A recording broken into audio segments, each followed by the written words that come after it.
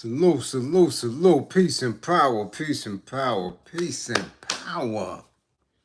Peace and power to the people that struggle.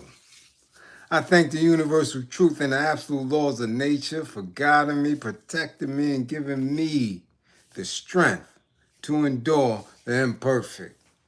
I shall attack with vigor, making progressive moves. A divine mind knows, a divine mind shows. All things work in divine order. All things work in divine order. All things work in divine order. Peace and power to the people that struggle. As you come on in, know that this is a safe space. Know that this is a space for learning and getting learned out. Know that this is a space for educating and being educated. Know that this is a space for conversation, comments and concerns, questions and answers. This is a space for knowledge, wisdom, and understanding. Love, hella right. Masters and queens. This is your space, a space of integrity, of intelligence, a space of justice, a space where we are working on a united path towards what? True liberation. As my classroom assistants come on in, please keep all contact information in the chat for the duration and throughout the class. Please keep all funding information. Green screens, apps with cash, pals that pay grams with money. Damn it, unions that are Western. Man, red cups, blue cups. Damn it, get the rag. Brother, can you spare a dime? Give me my squeegee. There's a war going on outside, damn it. Fund the war effort. If you or anybody you know is in need of anger management, please book an assessment. Don't wait until it's too late. Damn it, don't wait until it's too late. Don't wait until you cuffed up in the back of one of them things. Don't wait until you get a pink slip from HR. Damn it, don't wait until your kids and the rest of the family say, I don't like being around him. I don't like being around her. Get yourself some help. If you or anybody you know is in need of an intimate,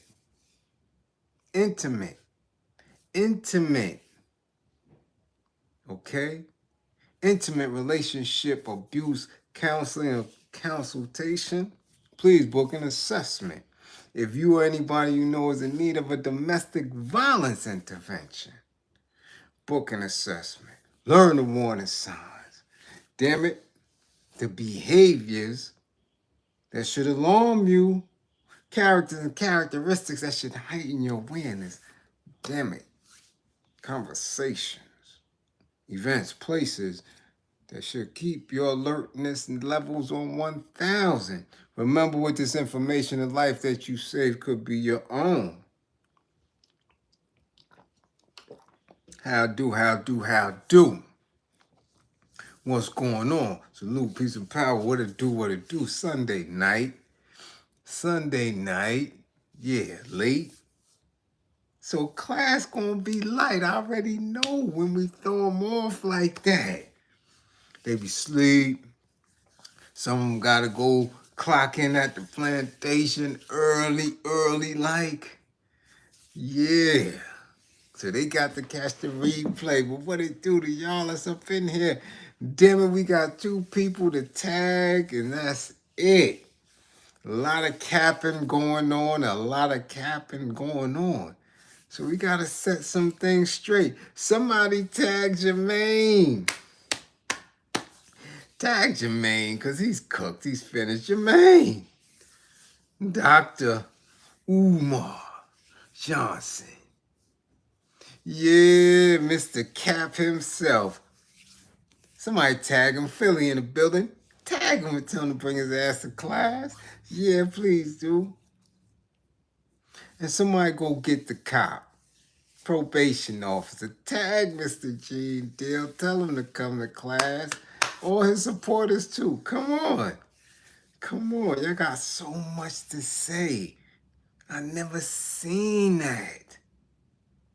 So many people who claim to have grown up in hip hop and love hip hop, supporting a rat, an Asian, a catch Negro.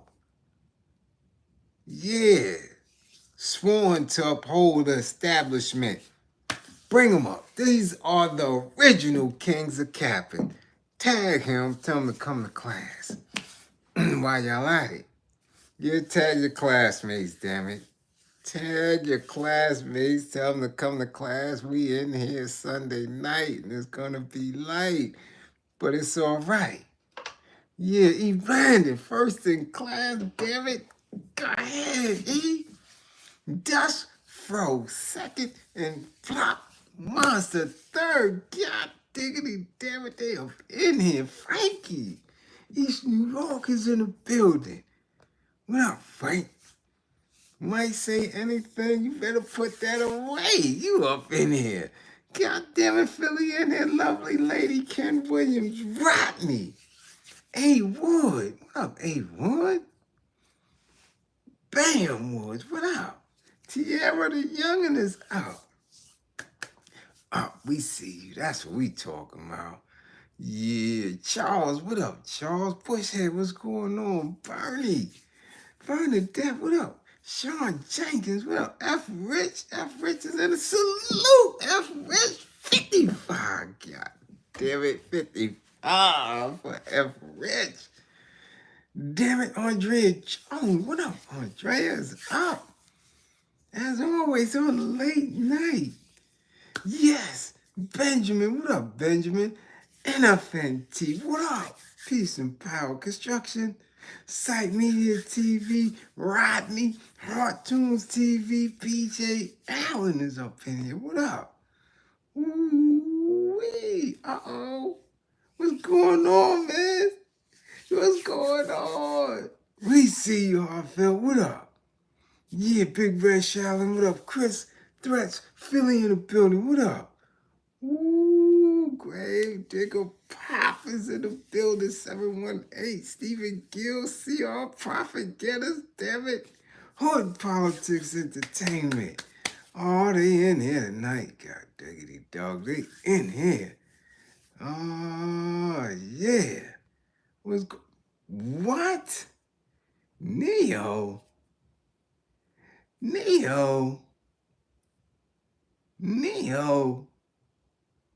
Come on, let me think about this. Neo. 55, god damn it. Jimmy, what up, Jimmy? Yeah, what up? T-Mac?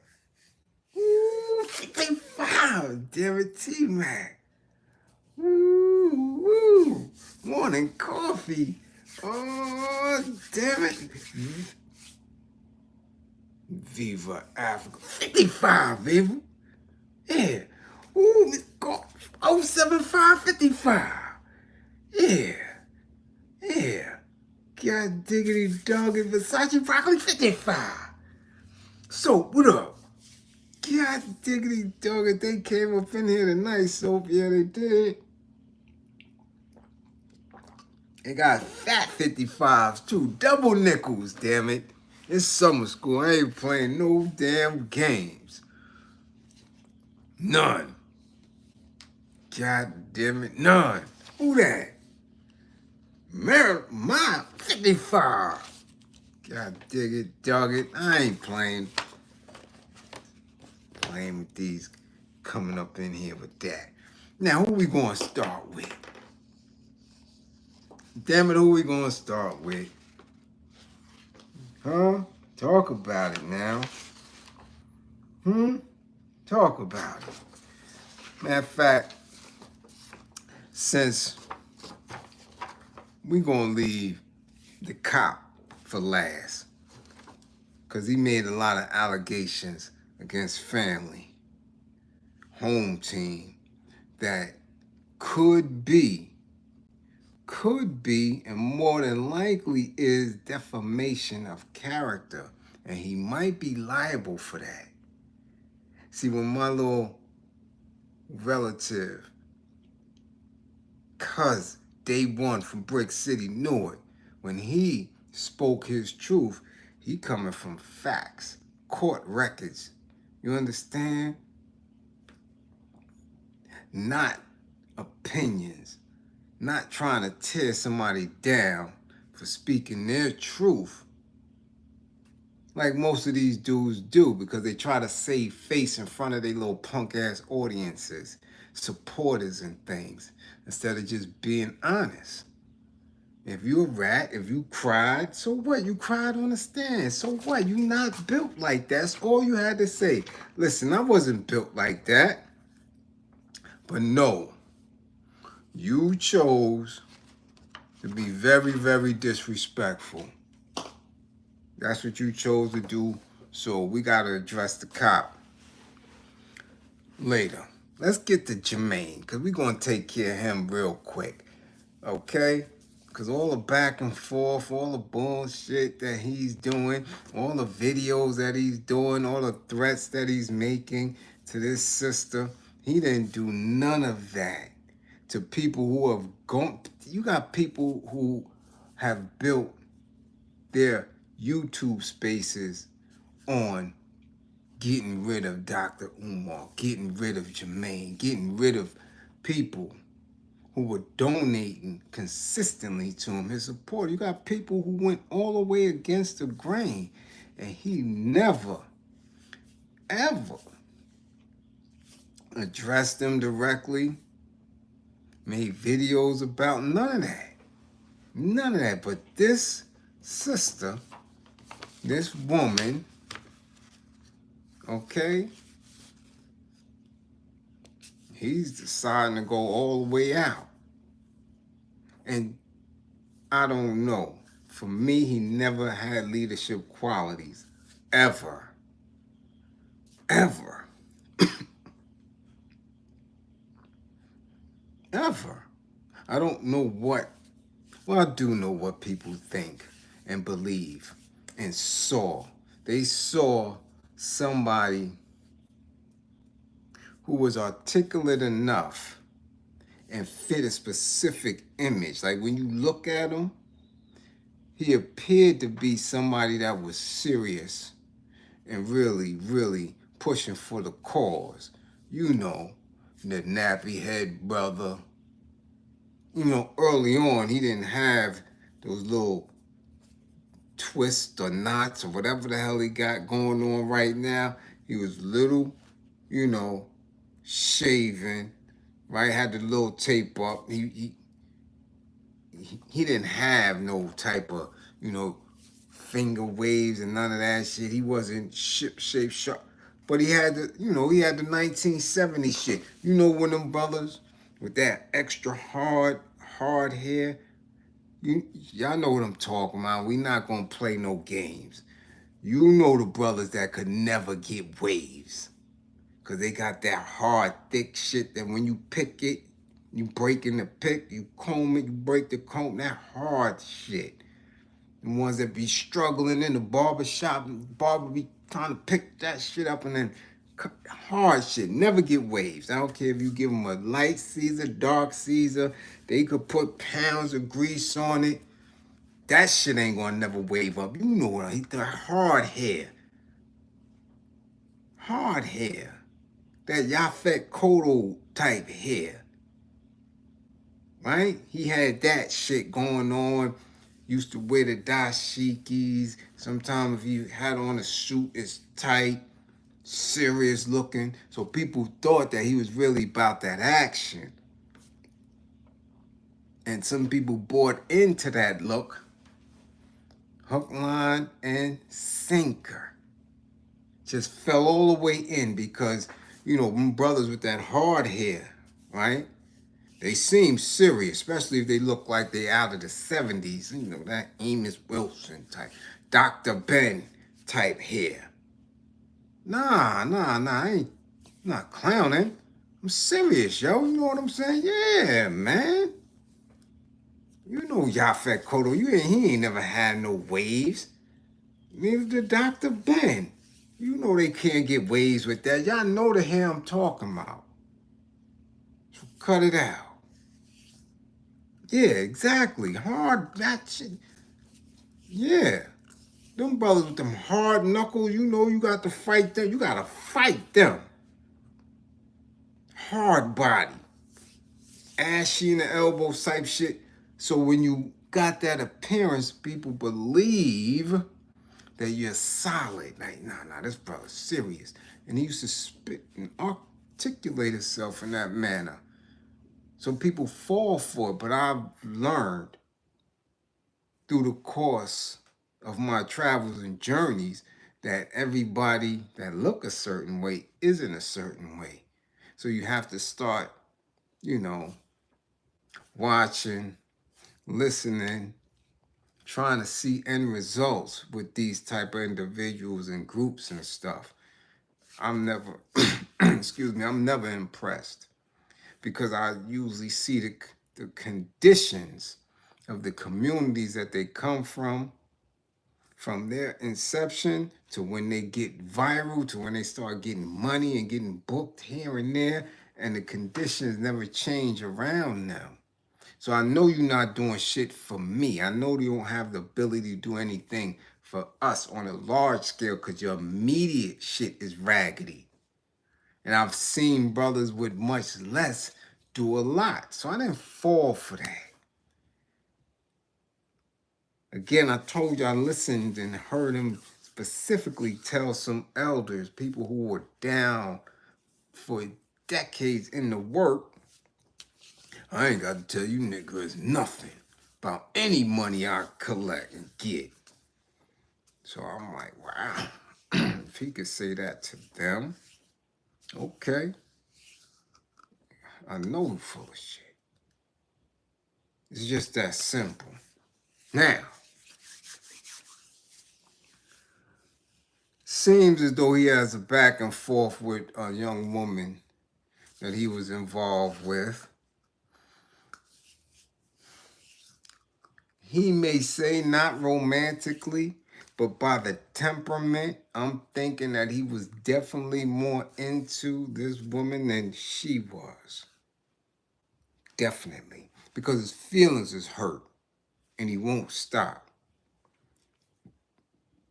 He's in consistent threat mode, disrespect. Man, if I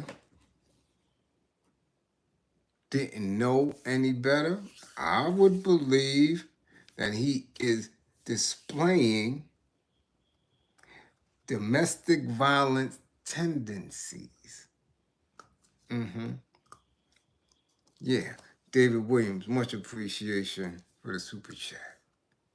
Yeah, I'm saying that he's displaying signs of DV, domestic violence.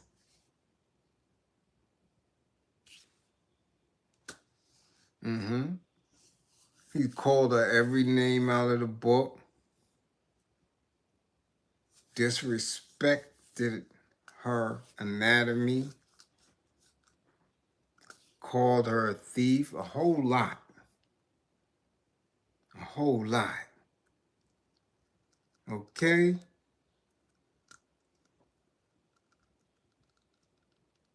You dig? Now, we spoke briefly about it last week, or this past weekend. I've even had a couple of DM correspondence with it, letting them know that, I do believe it's foul how he's handling it. And I've been at his neck several times, because I know from sitting at tables, doing community work, nonprofit, campaigning, politicians, okay, dealing with principals, superintendents, I know that he was capping from the rip. I mean, I've seen people in Brooklyn create schools out of nothing, out of donated items. And they have been working, they have been educating and moving people up grade levels with nothing. Nothing in comparison to what this man has been getting over the course of more than a decade. His early vids you could see is like 2014 when he's actually speaking about the closing of the school and him trying to purchase these acres, and that go back. So you have to understand that I've been taking care of this man since 2014. Now, the thing that took me back, or I was taken aback the most, is his after statements. The initial video is one thing, but the double and tripling down video after video made me say, nah, this ain't to do. Just like we spoke the other day. And so I was like, I wouldn't dare put anybody, children, in a school ran by him. Not after these displays. Not after him getting caught with the first stripper. Subsequently, years later, him kissing and rubbing up on Suki. Hey, Sister Suki. And after this fiasco, nah. Never. Never. Okay? But there were some key points. Not only from his past, but from what he said initially in this, well, should we call it a beef? In this beef, right? First thing, he gave her a nickname that had to do with this part of anatomy and being the greatest of all time, and said that he saw her, met her in 3 separate times in Philly hotels for no more than 2 to 3 hours, and then that blossomed into some kind of relationship with talks of marriage and all that. This is what he said, and then it went south. It went crazy to where he accused her of thievery and said that he spoke to attorneys in Kansas City and that she could be charged, or maybe since there was money exchanged, with HIPAA violations, because he claims that she put out disparaging information. Okay? Information about his mother's condition, health condition, and things of that nature. Now, again, for me, it's always been sucker shit to kiss and tell. You learn that early. You learn that when you first trying to get your little kisses and your little dry humps and your little squeezing on the derrieres. Girl tell you already, don't tell nobody. You know that. Little girls don't want to be known. Well, at least back when we came up, they didn't want to be known as the fast girl around the way. So that's the first thing you always learn. You don't kiss and tell. You don't. Because that would be deemed as some sucker. That's a sucker. So by him not only telling, but being disrespectful in something with someone that you brought into your fold. is crazy to me. He started calling her little box out of the name, telling us what the scent and all that. Just something that's not becoming of somebody who is attempting to open a school with children, some of which will be little girls. A school with parents, a school. Man, before we even get into that, this is what I'm saying. That, you don't, not somebody who is comparing himself and saying that he is a direct descendant of Frederick Douglass. You think Frederick Douglass would be going around calling somebody a goat?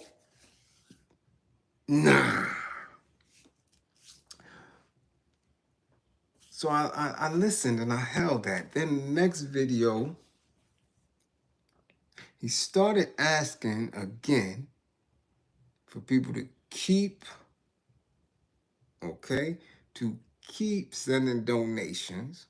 Then another video when he was actually supposedly in the school and was hyped up because he painted the goddamn doors with the Ghanaian flag.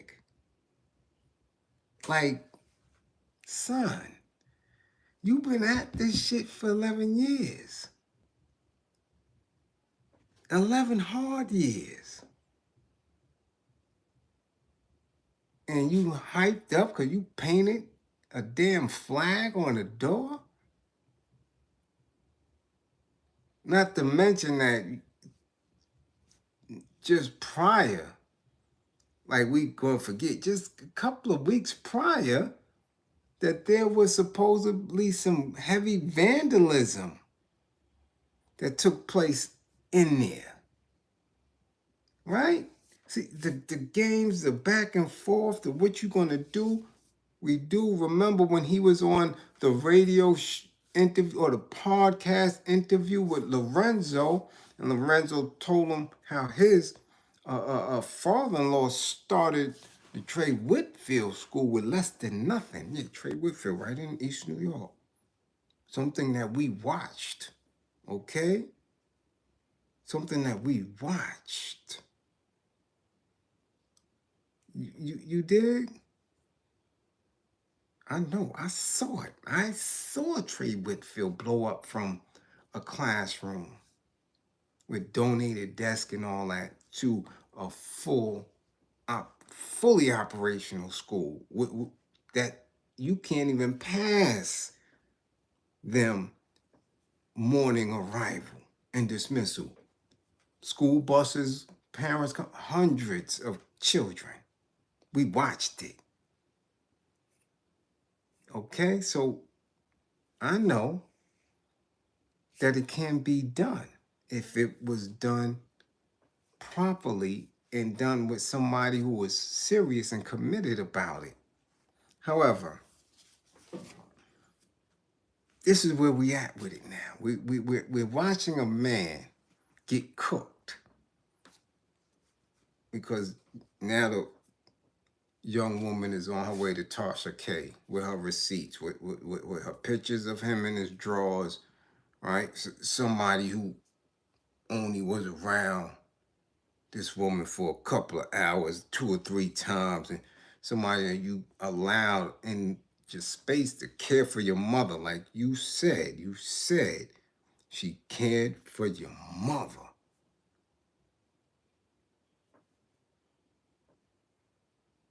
Okay? To a point of which now her box is a mess. You dig? You ain't never late. We see you.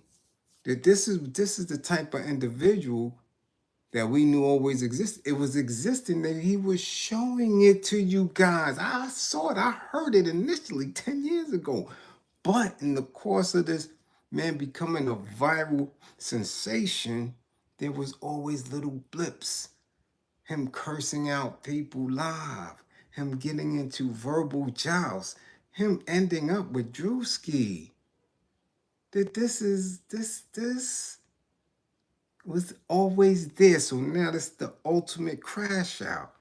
Now, first video, he said he spoke to attorneys. Now, after the flag on the door video, the we can't be stopped, he comes to say he's going to need a legal defense fund or a legal fund. A legal fund now. But I thought you already spoke to lawyers. So what did you do? Did you get a free consultation? Because you said you spoke to lawyers in Kansas City and that she may be charged with HIPAA violations. So were those lawyers on retainer like we said he should have had already? Anybody that is pulling in donations for something as large as a school and buying land, all nonprofits, and we know that he's not, at least that's what we assume, that he's not a nonprofit, have lawyers.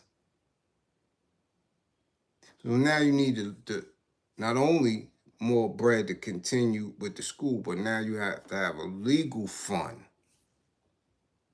So all this meatballs back and forth is crazy to me. However, in comments, wherever he is the subject or whether he is the actual person in the video, his supporters still going ham, talking about not tearing a black man down. Though you've got nothing from him since 2014 and probably nothing. Nothing. Not one student. He ain't even take nobody from kindergarten to 6th grade. Nothing. He didn't take nobody from 6th to 8th or 9th grade from middle school. Not one. Did he take from 9th to 12th? Not one. In 10, 11 years. You've got nothing from him. Nothing. But his supporters consistently is in the chats and commenting about somebody tearing him down, and we all need to get behind him.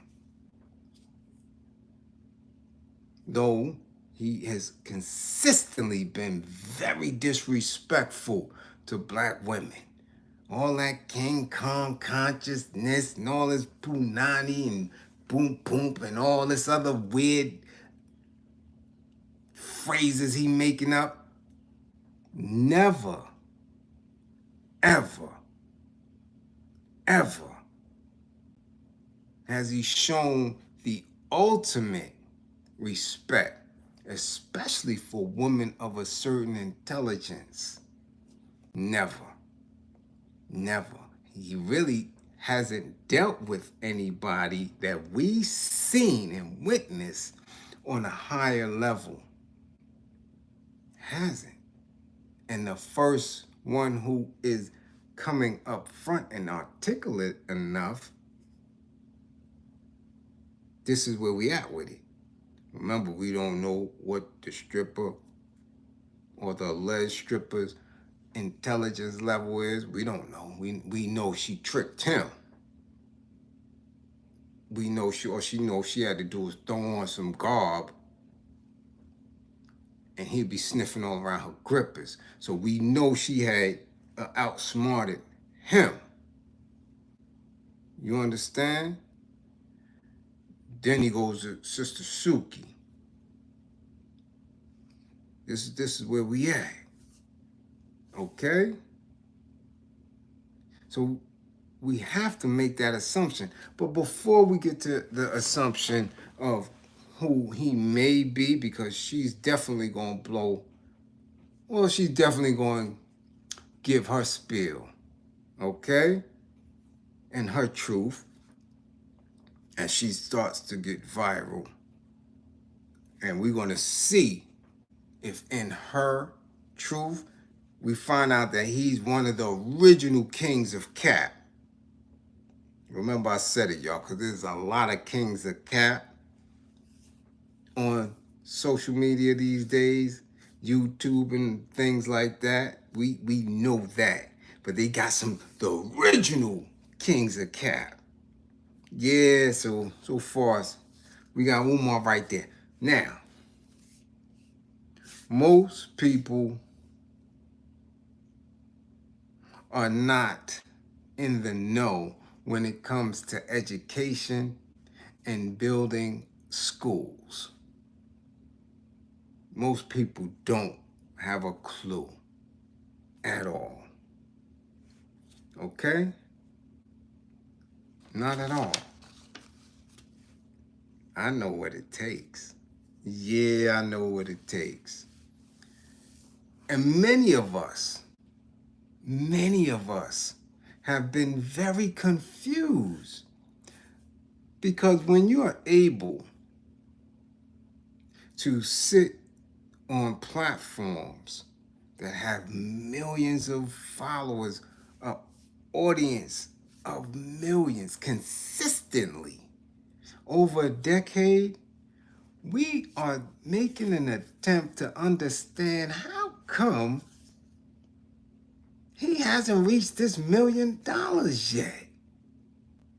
I mean, shit, we see bum politicians gather millions upon millions of dollars. Bum politicians. New jacks to the game. We're trying to put our head in the right space to say, hold on, this man has been on every hip-hop platform. This man has been on every podcast. This man has been on radio several times, damn near a dozen times or more. Why is it so difficult for him to reach the punk-ass amount that he's trying to reach? So, you know me, I know what it is all the time. See, when you in spaces like that, and we saying, well, damn, it should be easy.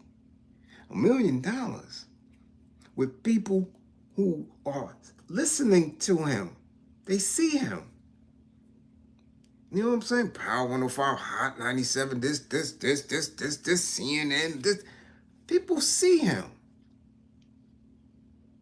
So now we have to ask ourselves, all of the athletes, entertainers, and entrepreneurs are not feeling what he's saying? None of them? Not one in 10, 11 years?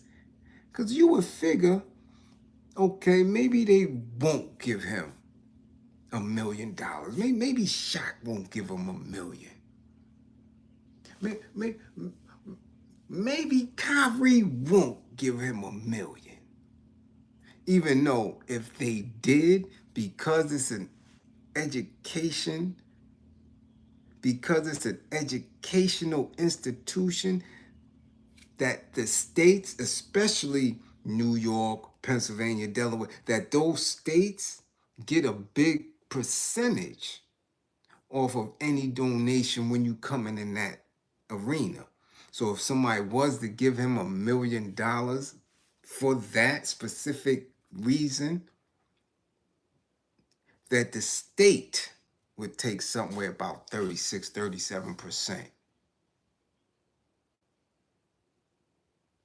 Do you understand what I'm saying? So it would take more than one of them to give him the $1 million. But we know that they could do it, Bliz. We know that they could do it. Do you understand what I'm saying? But I'm saying, damn them giving up $1 million. I'm saying with all of the athletes, with all of the entertainers, rappers and singers and actors and actresses, and all of the black entrepreneurs, shit, he could at least by this time got 40 of them to give $10,000, $20,000.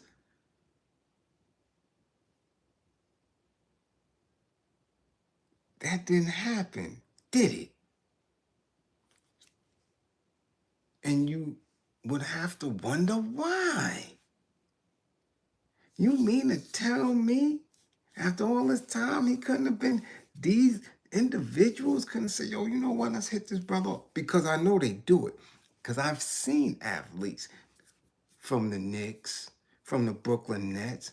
Man, I've been in nonprofit spaces where they have come through and through turkey giveaways, turkey dinners, haircuts for the hood, and I've seen them spend 20, 30,000 like it ain't nothing, and they not even from Brooklyn or from New York.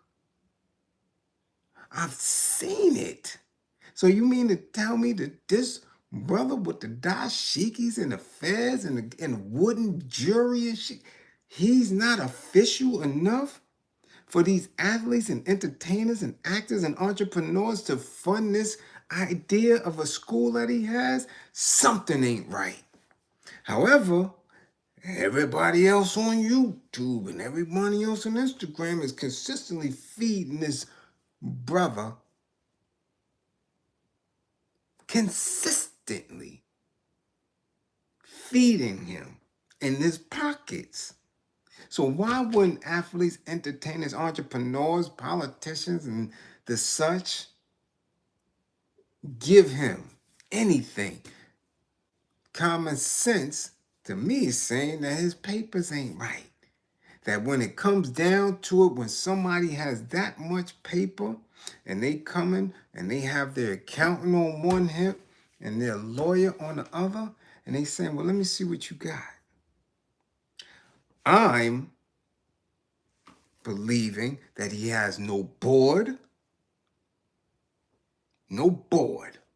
at all. And his paperwork is shabby.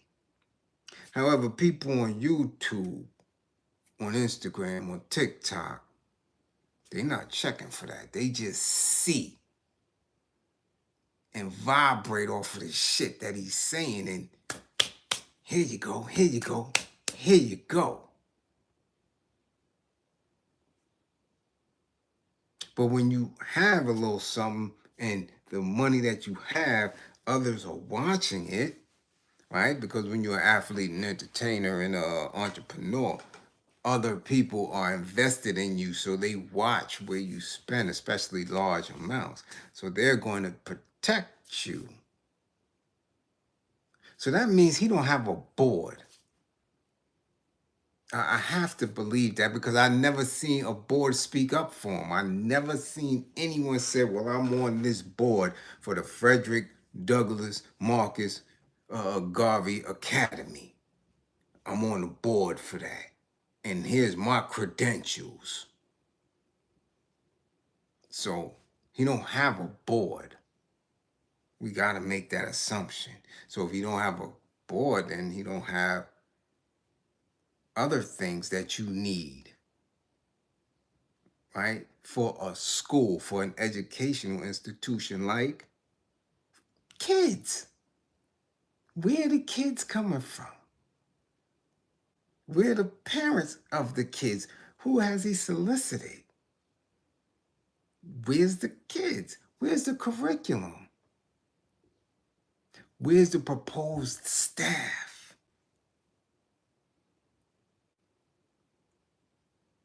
Nothing. Nothing. So these people with the resources, okay, they know that it's bullshit. They know it's bullshit. You think that the Nation of Islam would have this issue? If they were in dire straits and needed money for a school, do you think they would have that issue? Guarantee you they wouldn't. Guarantee you that.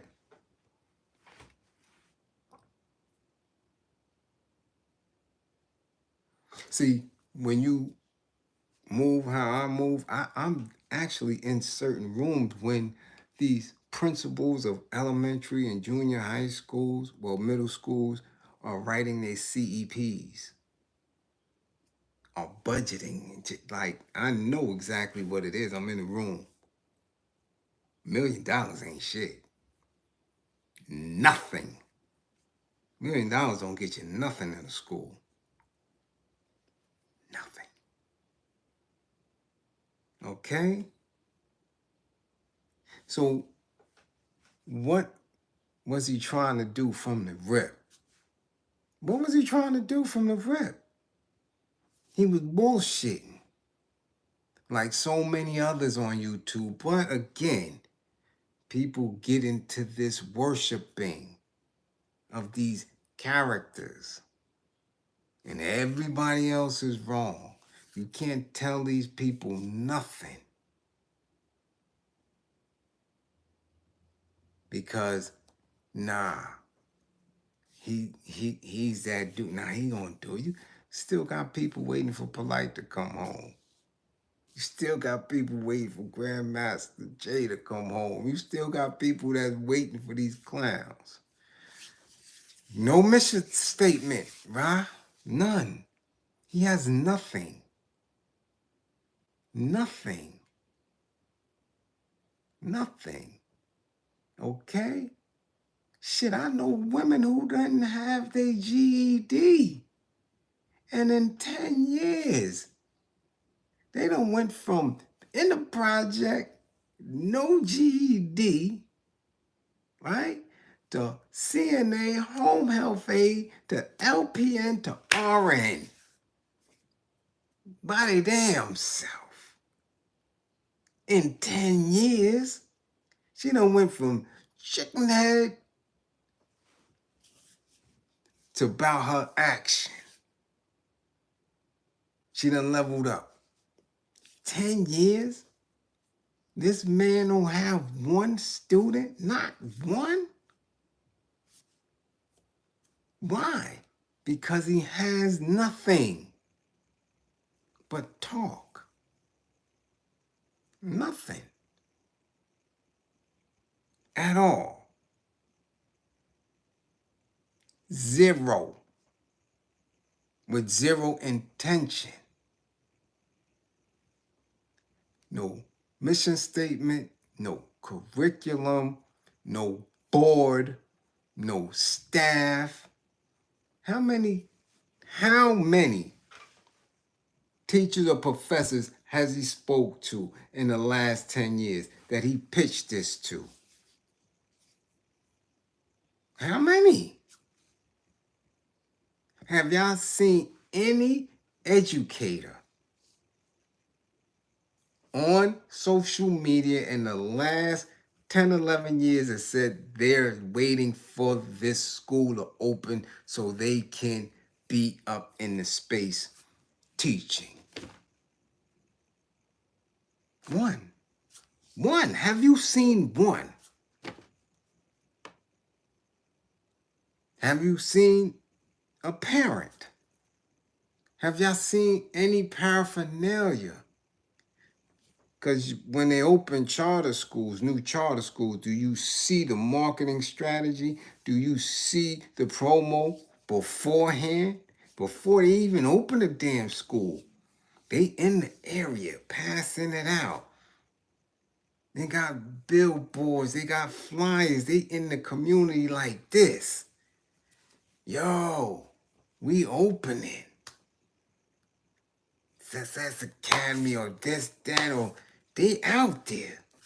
This is what the uniform's gonna look like. Bring us the kids. Give us nothing. You haven't seen it because it's not there. Because there's no intention. Or he might have had the best of intentions, but can't follow through.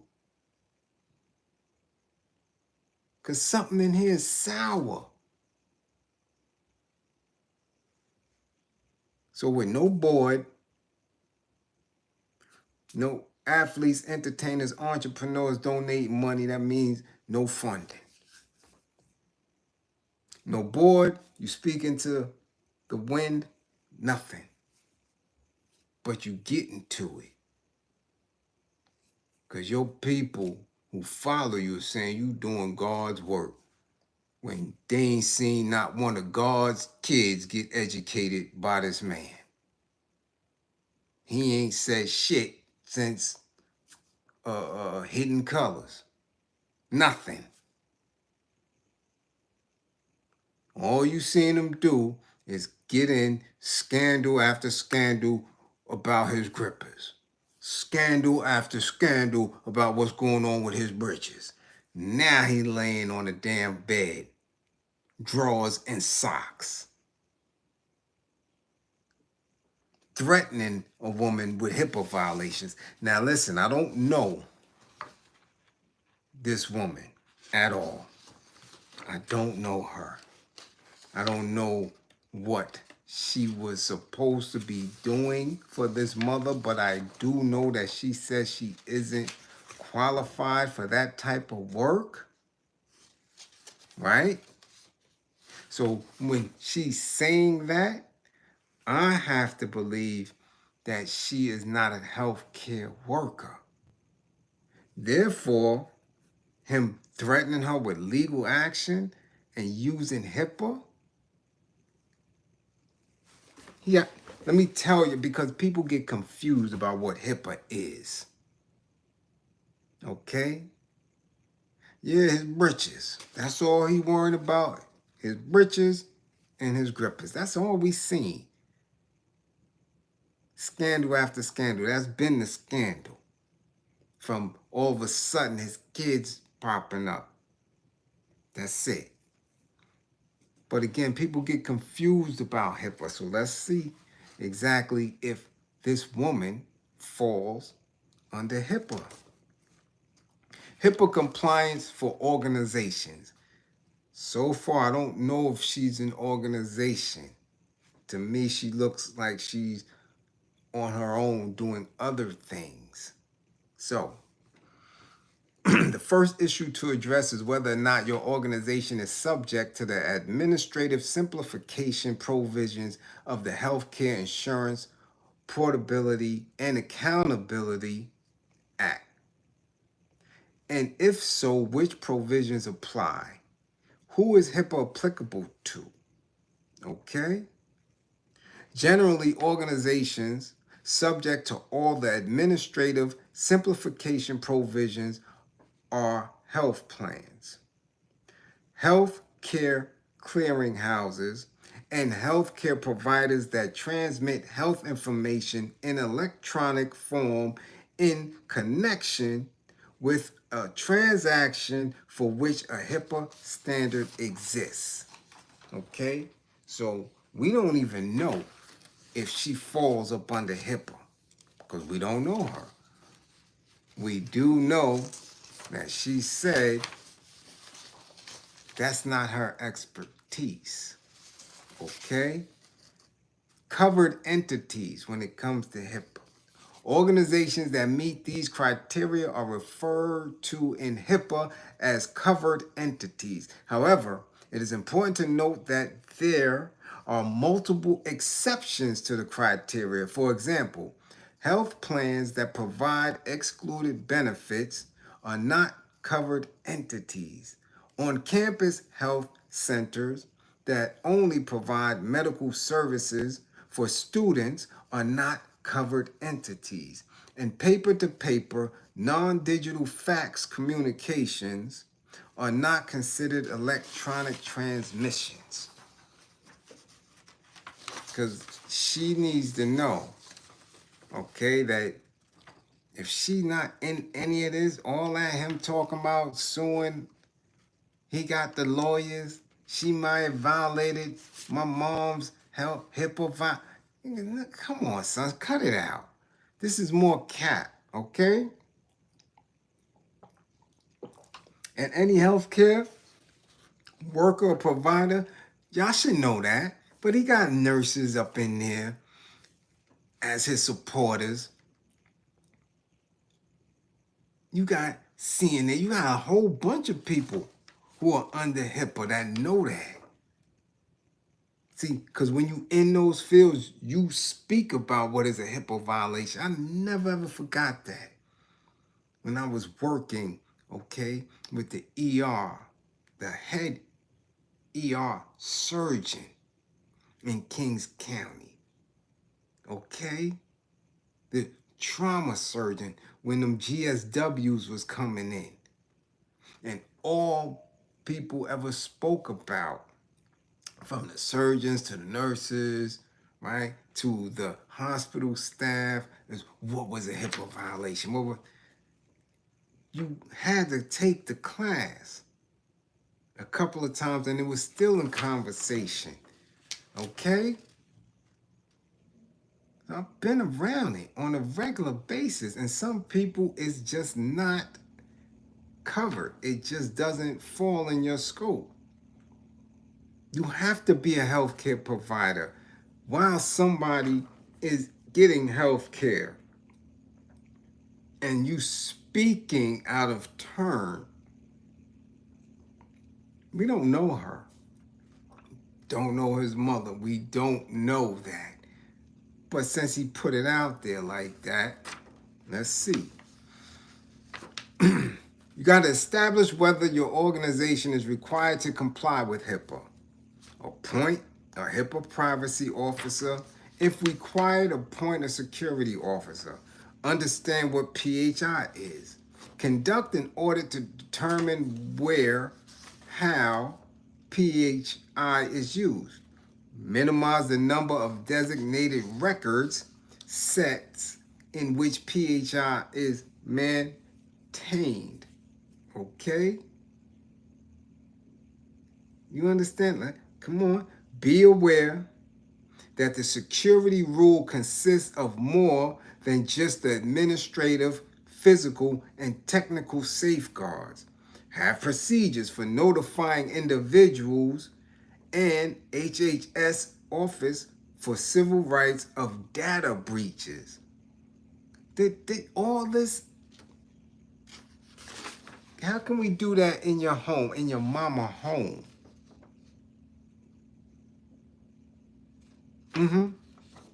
Yeah, right. Confidentiality laws regarding medical information, staff to staff by somebody currently under care. Okay? Now you question your organization. Again, is this woman an organization or part of an organization? That is a healthcare clearinghouse, a billing service, a repricing company, a community health management information system. Okay? Or are you or is she or is her organization a healthcare provider or pharmacy who furnishes bills or is paid for healthcare in the normal course of business, even if it is not the primary purpose of the organization, and who transmits health information in electronic form in connection with a transaction for which a HIPAA standard exists.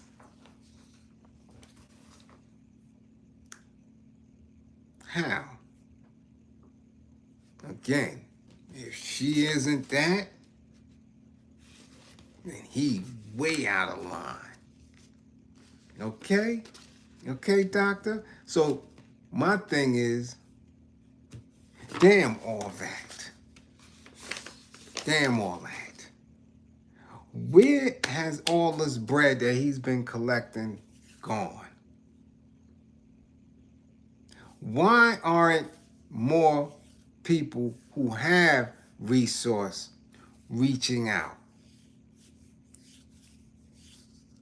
And if they are reaching out, why hasn't he taken it? Why hasn't he accepted the help, the assistance? Because he sure take it from y'all. His Cash App, his PayPal, his email, he surely take it from y'all. Without question. without question. I may get $2, $3, $5, maybe a 20 here and there.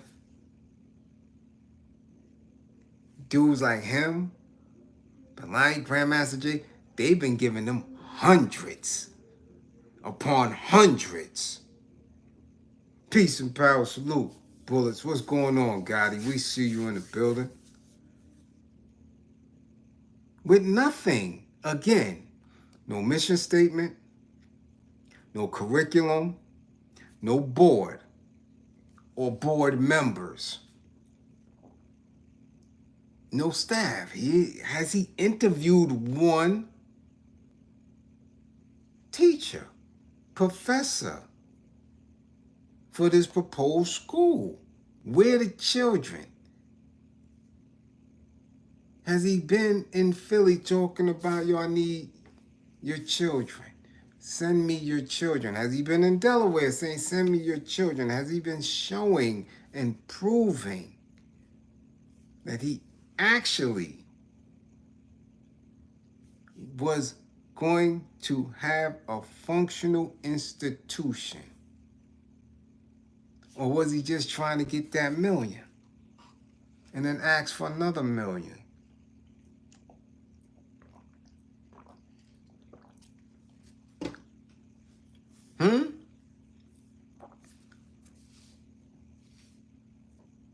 So again, because I know it's going to get hot this week, once this woman appears on Tasha K and a few other platforms, he might be cooked. He may be cooked, because I'm telling you, he wouldn't have no child of mine in there. He talk about throat goating and all that. And none of my seeds be going through there. I can tell you that. I can tell you that. It wouldn't be none of mine. Hell no.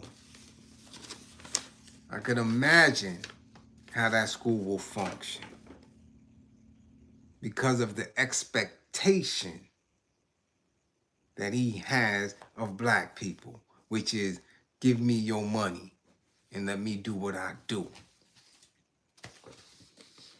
Which so far hasn't been shit. Okay? Yeah, it hasn't been shit.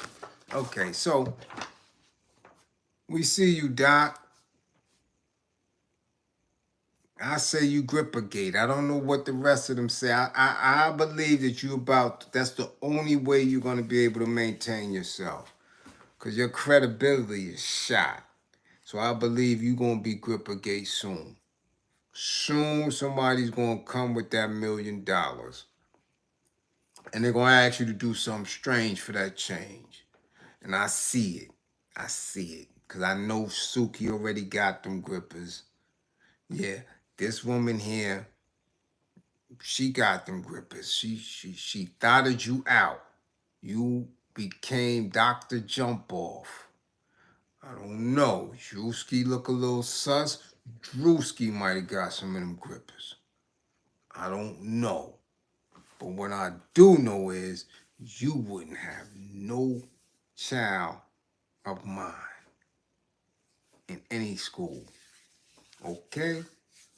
None. Okay. Now let's get to the other king of cap. Yeah, it's after 12. How y'all doing? Y'all still with me? Y'all still with me? Y'all fund the war effort this evening? Huh? Okay. Now, I've been saying for quite a long time that I don't know what's going on in hip-hop, in the hip-hop community, because we have welcomed victims and victimization. We have welcomed bitch-assness. And we have, kind of shunned on individuals who really grew the culture, okay, and who really supported hip-hop from its inception. This bizarro world we in, we allow rats to run around. we allow cops, bona fide law enforcement, to sit in spaces where they acting tough and telling you who's who and who's not. That shit is just wowing me. And I know for a fact that Black Rob, may he sleep in eternal peace, definitely was talking about you when he said POs ain't woke. I gotta believe that. Not only did he have a PO, but I'm sure he saw you and your shenanigans, Mr. Deal, and said, yo, what are we doing? Why we got this bird, a victim, around so much?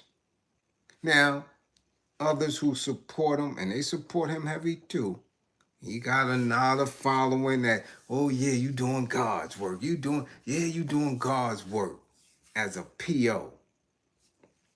Okay? I never get that. Not a cop, not a parole officer, a PO. Usually deal with juveniles and young offenders or first-time offenders. That's probation. You don't be around or in the mix of no gangster, super gangster, murkers, unalivers when you a PO. Because them dudes don't get probation. So all this tough Willie shit, I wasn't buying it from the rip. At all. Homie, you bow and fold and bend to the oath. Ain't nothing tough about you. So now, through research and to always listening to the things that he's saying, I'm like, yo, that ain't right and exact. And then listening, I'm like, yo, but if you was around all that as a peace officer, there were certain things that you could have did and should have did. Simple as that. Because you're too sure, too matter of fact. And we know that when you in the whip, you in the whip. There's no, oh, I wasn't there, I wasn't here, I wasn't there, I didn't see this, I didn't see that. Nah, son. Because I know from being an amateur, from being a street dude to hold people down in the industry, that I've seen a lot of shit. So if you being, what you say is armed at the time and having even more accessibility, you've seen more.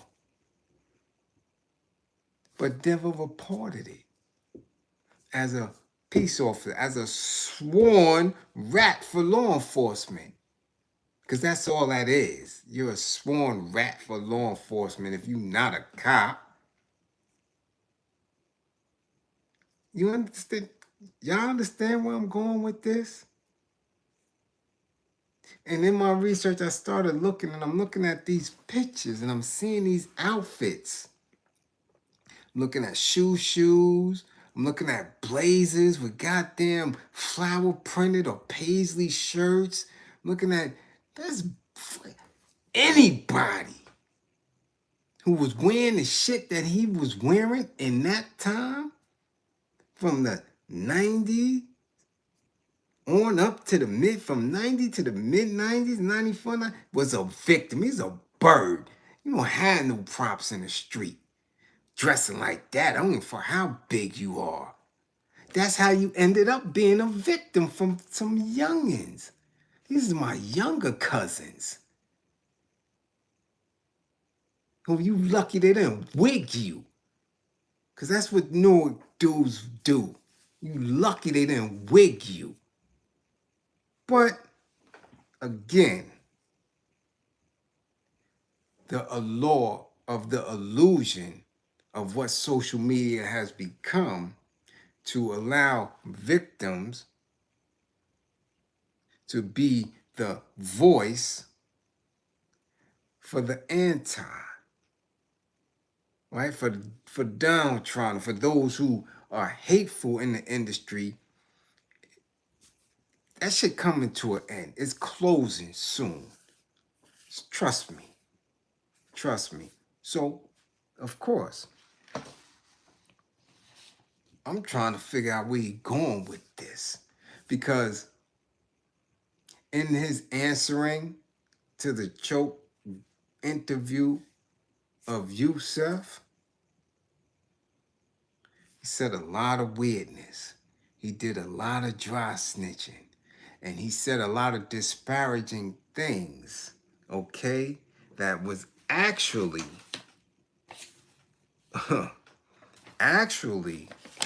man, listen, defamatory. He defamed, and I'm telling you, the more legs this get, the more people colors is gonna show. He actually put some weirdness in the air and said that my people's left something. That they left someone. That's some hell of a shit to put on somebody on social media. He also said that he had,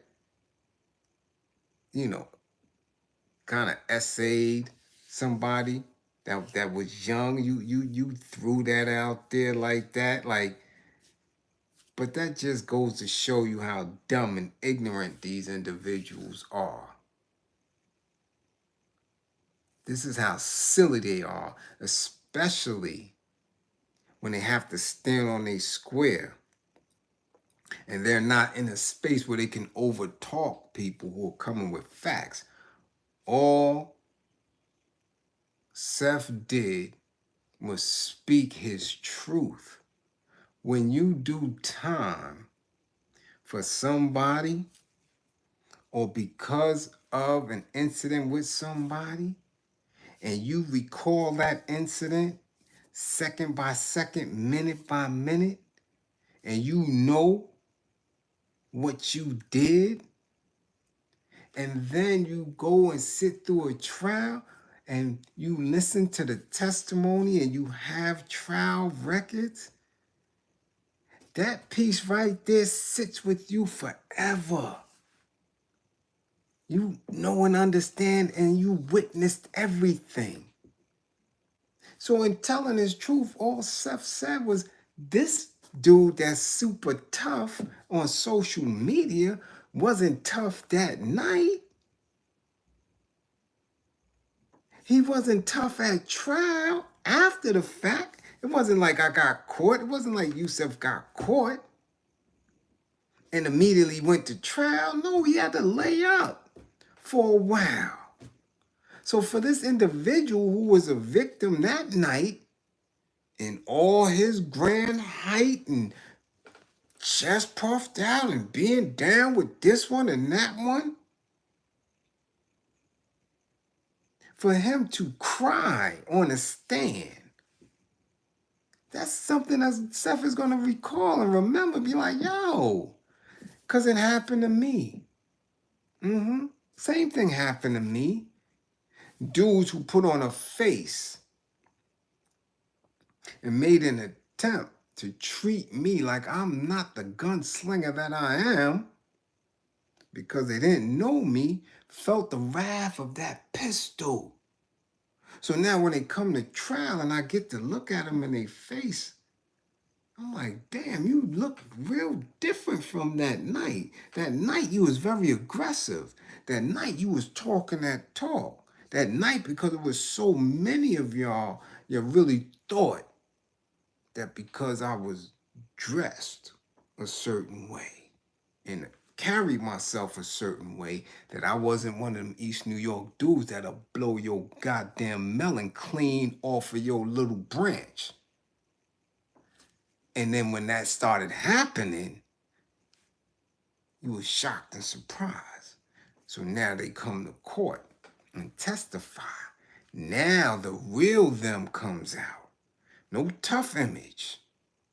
just tears.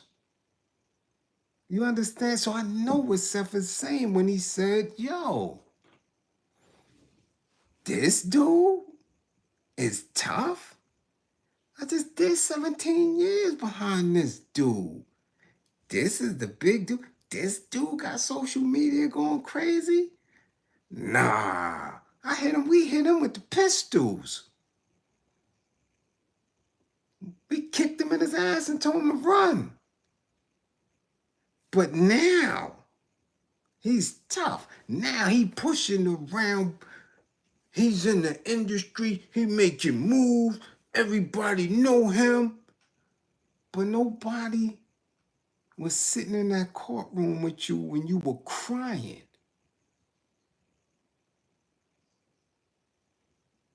When you not only cried, but you sat and doubled back after the conviction with a victim impact statement of how your life is never going to be the same. But you're a probation officer. You're supposed to be tough. But when that little fairy crawled up out of your chest and that other Tinkerbell wiggled up out of your little ass, you couldn't help the tears from running. That's you. That's really you. So don't get upset when this young man is giving his truth. His life was traumatized too because of that event. He didn't say none of that to take away from what you're doing. But in his trauma and his healing, he's expressing it.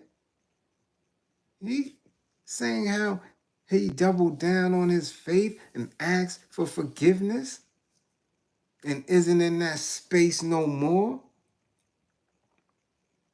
But you chose to defame him. You chose to say things that you knew weren't right and exact. One of which I gotta get to this first.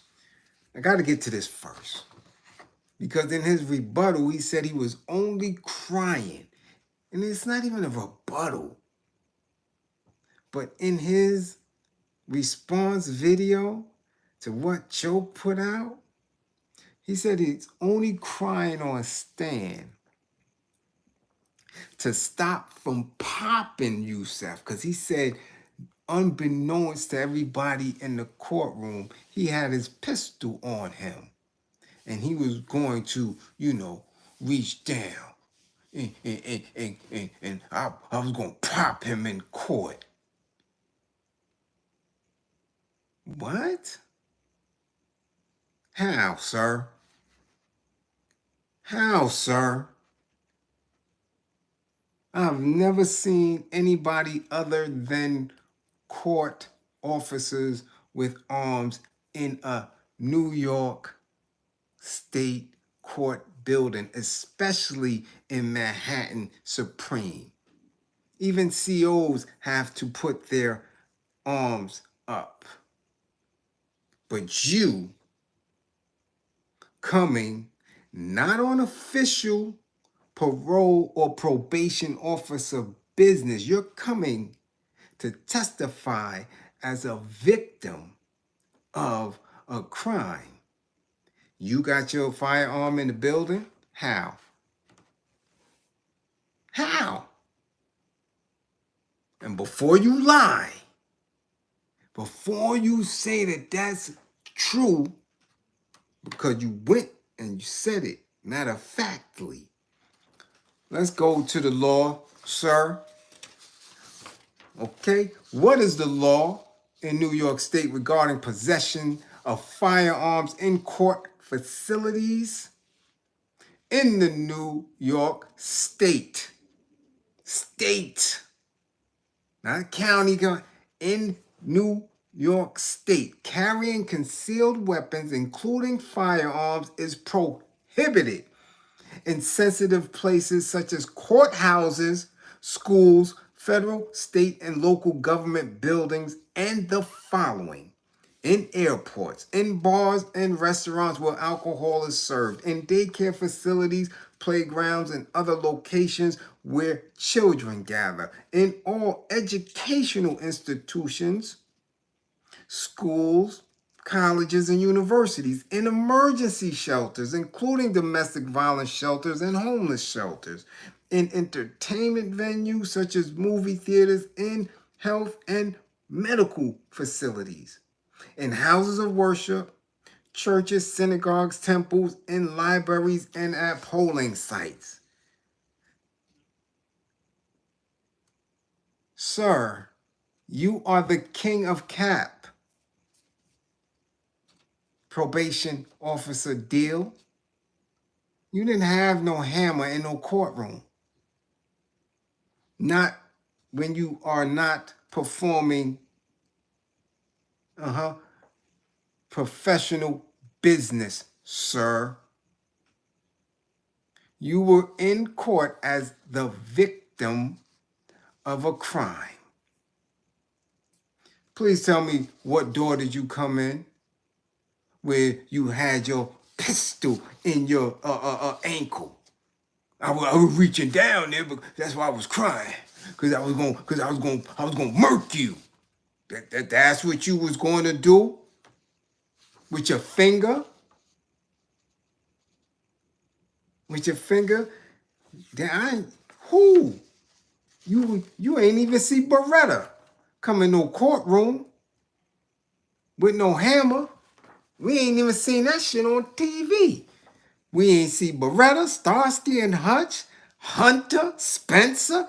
None of them had no crayons, had no iron, no hammer, in no courtroom.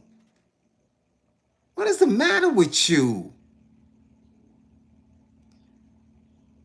But you was gonna pop him. That's why you was crying,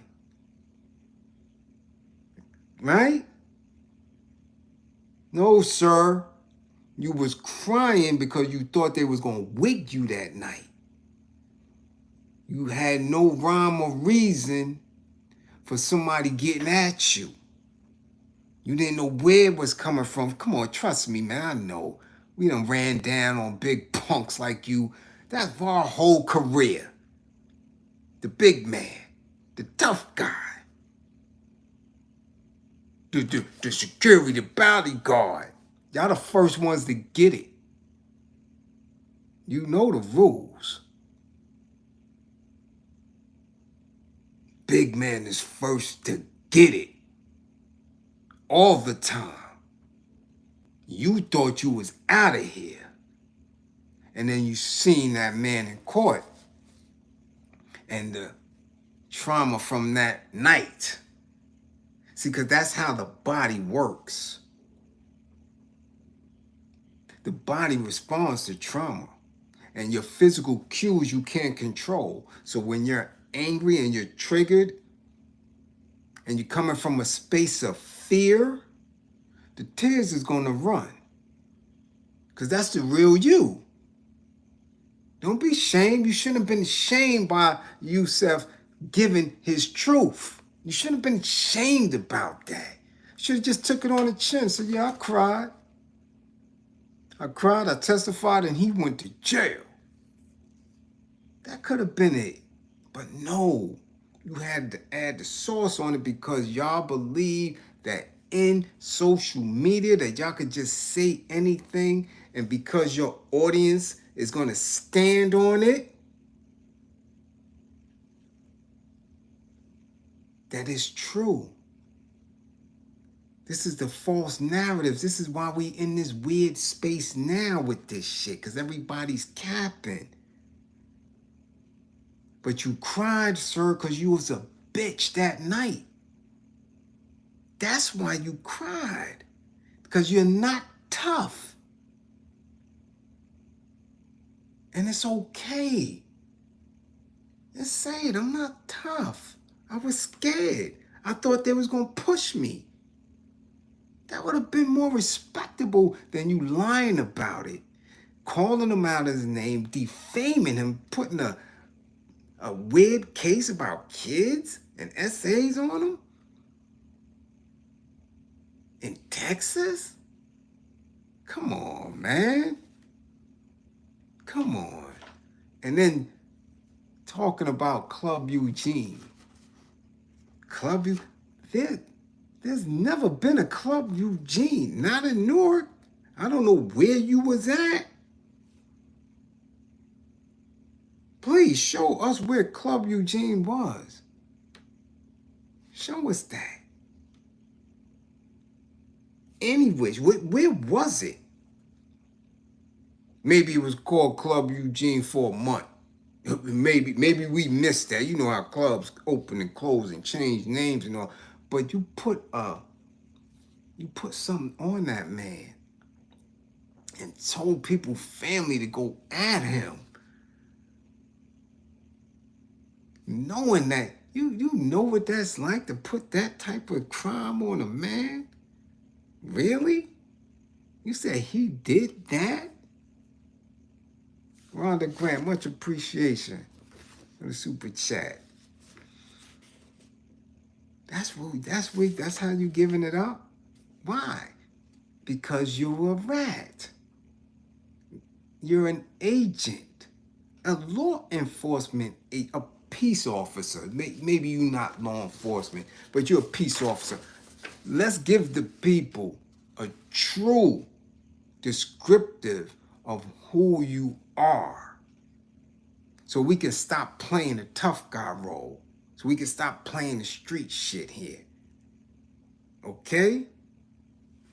Probation officers are responsible for supervising people that have been sentenced to probation. A probation officer's main duty is to enforce court-ordered conditions of probation and ensure that those they are supervising are abiding by their order. Probation officers meet with their probationers either at their homes, place of work, treatment facilities, or any other place the probationer may be. That is what you do or did. Sucker shit. Let's continue. Probation practice varies greatly among individual departments. In New York, there are 57 county departments, many of which also have satellite offices. Each department operates independently. Enforcement may be similar among all departments, but also has its differences. For example, some jurisdictions are permitted to carry firearms, while some are not. Some departments place a large emphasis on the law enforcement side of supervision, such as home visits and field supervision, while some departments focus on primarily on supervising offenders in the office, utilizing a social work approach. All probation officers in New York State are certified peace officers and must complete rigorous training to earn certification. In addition, continuous training is maintained throughout the year. So you are a peace officer. Peace officer. You're not a gangster. You're not a tough guy. You're not a big bodyguard. You don't bust your hammer. None of that. So when you got ran down on, you didn't know how to operate. See, a lot of big niggas be around a lot of dudes, and they may be big, and they may be in a real capacity, and they may have certain authorities, like you can't get in the club, or you can't come past the VIP, right? And because people want to party and want a club or want to go around and be in these spaces, they cower, they bow down. The ones who don't never get in those spaces, right? And they made a practice of looking at certain people's faces and individuals and saying, nah, he can't come in. They was wilding before, nah, them dudes up to no good, okay? And then y'all sit together, and when the club end, everybody go home, but y'all in there for another few, hoping that the stick-up kids is not out and about, or somebody that you violated that's ready to pop you. So y'all not tough, but you really front, and y'all put on these personas, but y'all live in silence like police, because you do dumb shit, and you try to be extra with it. Okay, so that's what a probation officer is. Now let's see what they do. Evaluating matters for adjustment at the intake level for juvenile matters. Performing supervision of persons in lieu of court action, such as diversion. Obtaining and analyzing social and legal data and preparing reports in relation to matters pending in the courts concerning persons awaiting disposition by the courts. So this is rat shit. That's all it says. Telling, data, court, reports. This is rat shit. Let's continue. Reviewing conditions of sentence and other rules to persons placed under probation supervision. Supervising such individuals by assuring compliance with their conditions of probation. This overseer, this is what you do. And again, we don't condone criminality here. But it is what it is. Okay? Counseling and assisting probationers with problems related to compliance and the maintenance of lawful behavior in the community. So you helping people, okay, be lawful in the community, or you're going to tell. Preparing progress reports on persons under supervision. Progress reports. Well, I didn't see him. He don't have a job, or he's doing well, or he missed a visit. That's a progress report to give to the authorities. That ain't tough guy shit. Let's continue. Periodically reviewing case histories to determine degree of adjustment. Preparing violation reports and testifying at delinquency hearings. Testifying. So this is what you do. See when the little cousins ran up on you, they didn't know who you were. They just saw a big dude shining and said, yeah, let's get that. Had they known who you are and that you would testify in court, or if they knew they was going to get knocked, they might have left your big ass alone.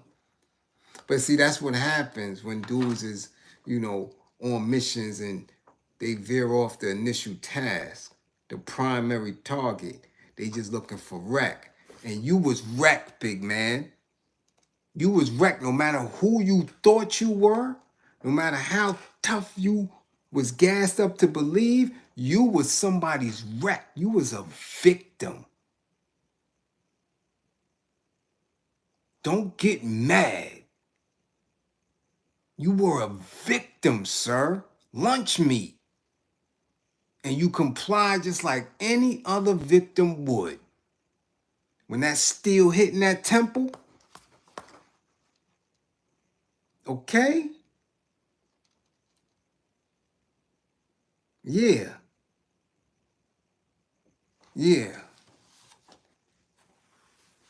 What else they do? Establishing and maintain contact with other social and law enforcement agencies and cooperating with them in matters of mutual interest. Cooperating with other law enforcement agencies, sir. You're not tough. You are a big, sworn-in, compliant rat. That's what you are.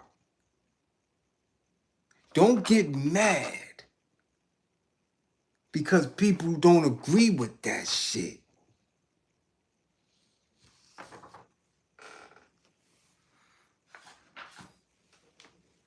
It's crazy. Like, what kind of world we in now? And he gets support, knowing that he sits there and watch the Gripper Gate. He was there when Diddy was doing all that shit. Don't y'all ever believe he wasn't. And then here we go. The big shit for me, other than all of this, we just ran down in the last hour. Said he made more money with Scott Storch than he ever did at Bad Boy. So now he claims he never saw no foolishness, no Grippergate shit, none of that, right? I didn't see it. I suspected it was Ram. You never seen none of that. Shanita Jones, much appreciation for the first war effort funding this evening. Okay? We're not gonna let that go over our heads. Okay? I never seen nothing. I suspected serious situations. This situation, oh, that was us. This. You was in the room. You was in the room. You was in, I could see from your outfits back in the days that you was in the room. I could see it. I could see it. You was a big goofy. I know. I seen it. All them tunnel days and all that shit. Y'all, you was ass. You was ass. Dude was like, you was wreck. And y'all gotta understand that this ain't 2025 we talking about. We talking about 90, 91, 92, 3, 4, 95. Dudes in blazers. Coming to the tunnel like this is Bentleys. You wreck.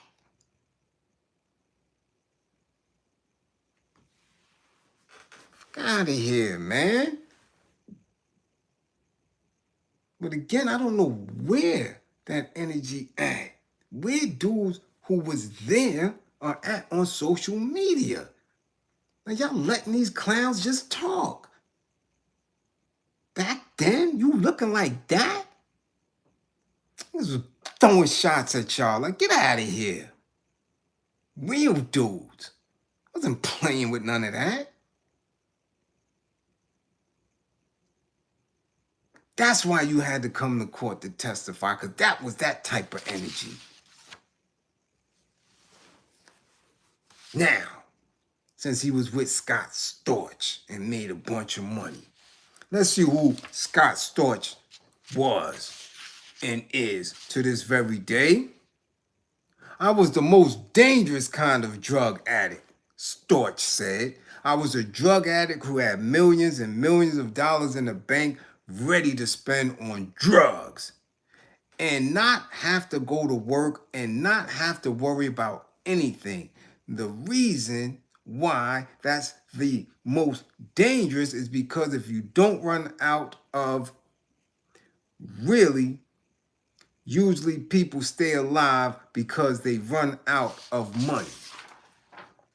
This is who you was with, right? This individual is who you was with and who paid you more than Bad Boy. You was with this custody.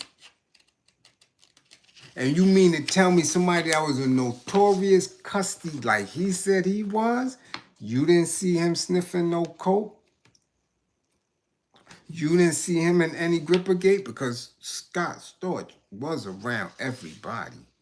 He did music with everybody. The Puffster included. You see the pictures, okay? Let's see what he says about his time befriending DMX, who we know is a notorious crunch monster. Storch recalled a period in which he was housemates with the Rough Riders star, where he attempted to convince X to enter rehab despite Storch himself being a self-addicted cocaine addict. X was living with me, man. And like it was the blind leading the blind. The Grammy Award winner, remember? I'm a coke addict and he's a crack addict. And I'm like trying to get to help him. I'm like, you really need to get clean, man. What? Two crunch monsters. But you said you made more money with him. What years, sir, was you with this notorious coke addict? Because we're going to go through the years since you made more money with Storch than you did with Bad Boy. It's worth noting that in 2015, was that around the time? Storch was reported to have spent $30 million on cocaine in a 6-month span. At that time, his reported losses were closer to 70 million, not the present 100 million.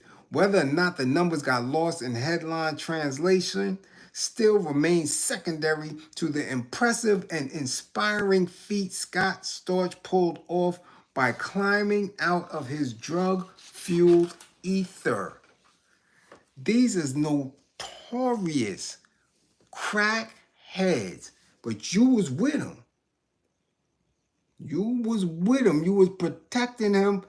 Did you see him go cop? Because he not copping on the block, Mr. Gene. He's sniffing. He's a goddamn snuffleupagus. Was you there with him? So you mean to tell me you ain't see this man that's clearly high all day? Clearly, he's rivaling Tony Montana in the last scenes of Scarface. You didn't see him? Just like you didn't see the puffster with no oils. I'm just saying, because see, this is how social media move.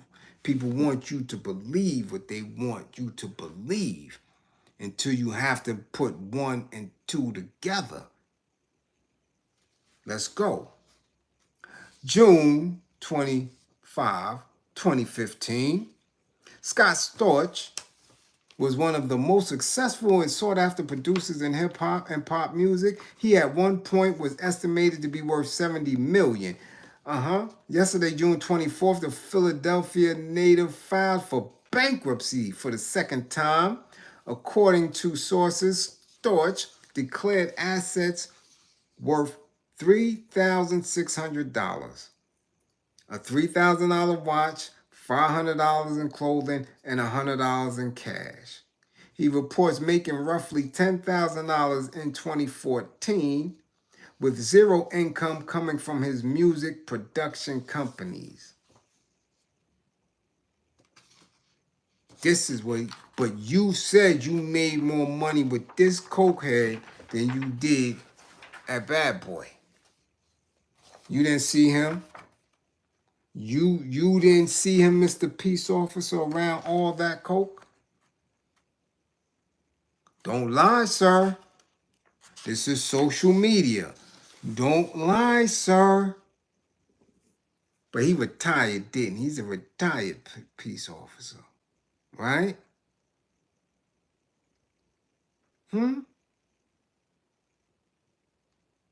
Okay. Let's continue.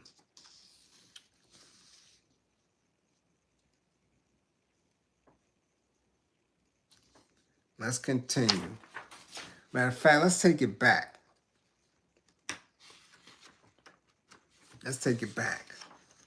Because I'm trying to figure out, when did he work with him? Because he said he wasn't with the Puffster no more.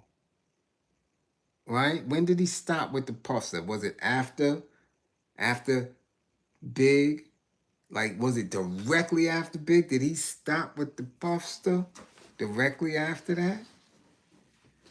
I don't know, because I was up north.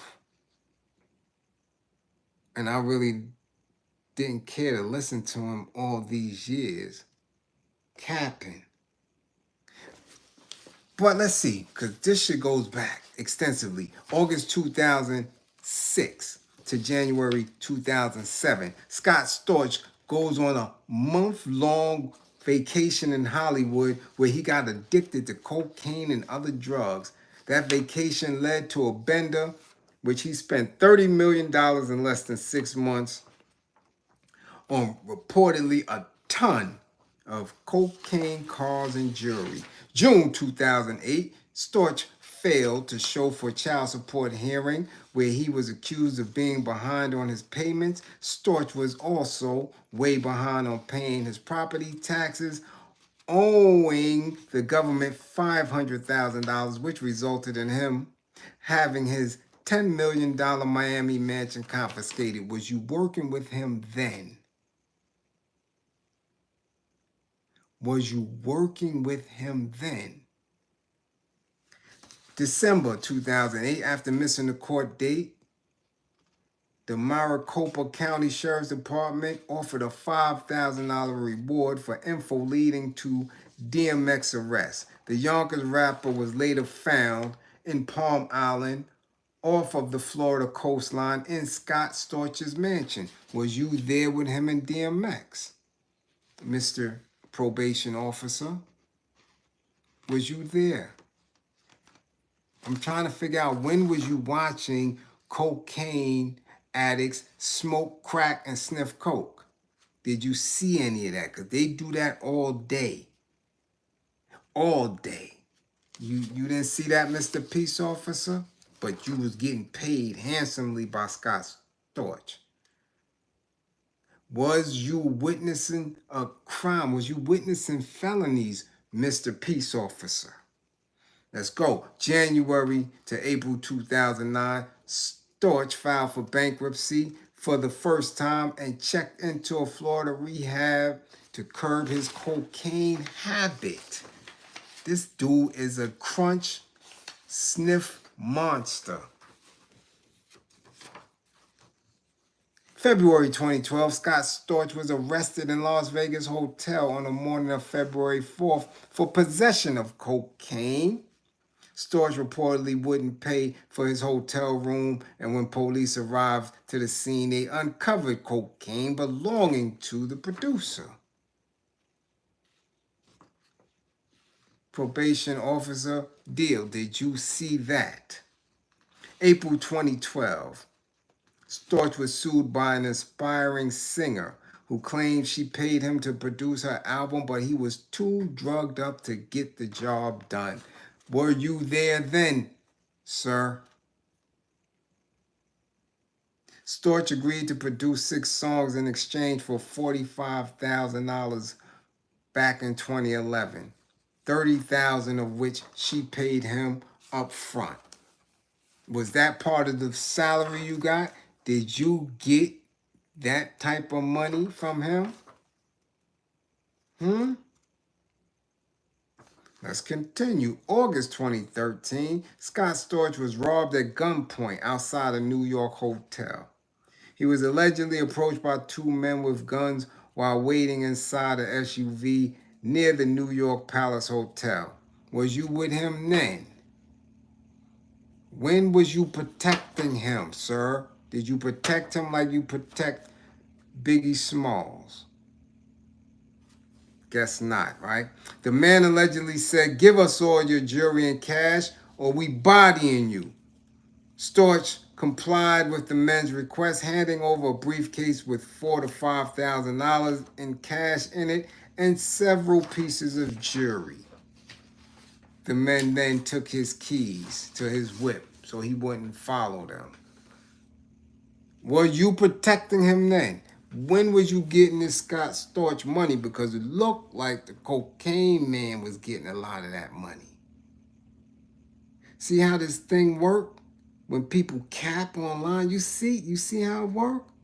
So, you was a half-ass probation officer, terrible hip-hop security guard, bouncer type, bodyguard dude. Terrible. Dudes is sniffing coke on your watch. Dudes is getting bodied in LA on your watch. Dudes, man.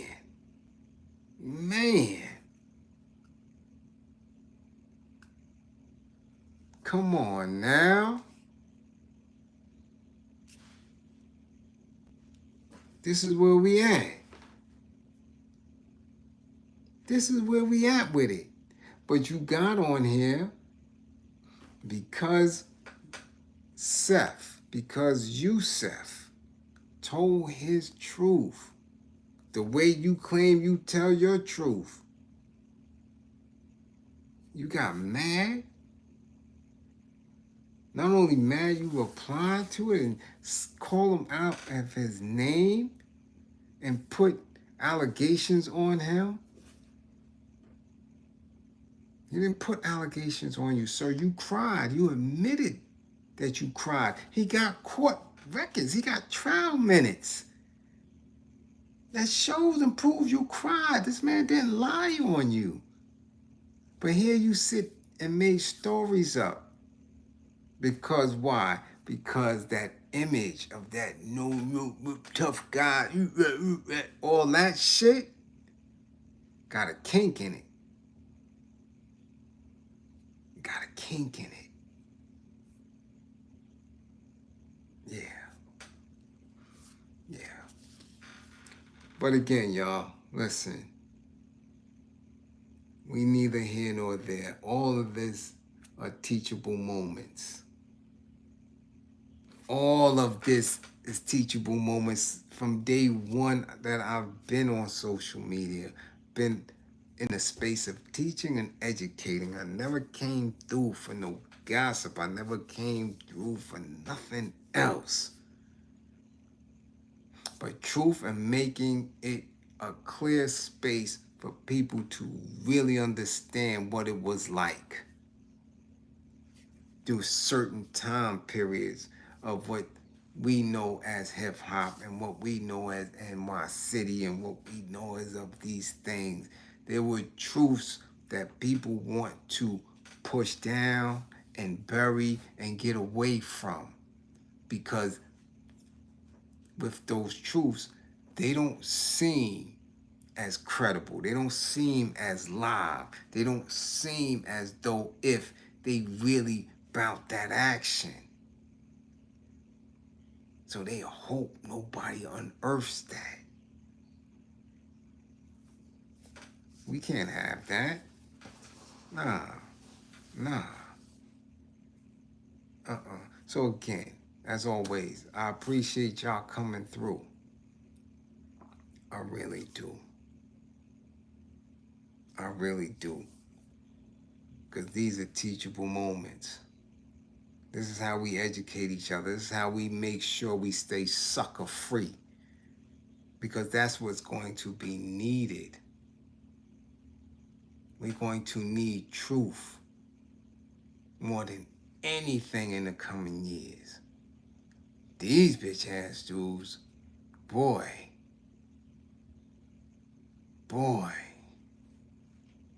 man, they'll have you on a plantation in a minute. And that's for real.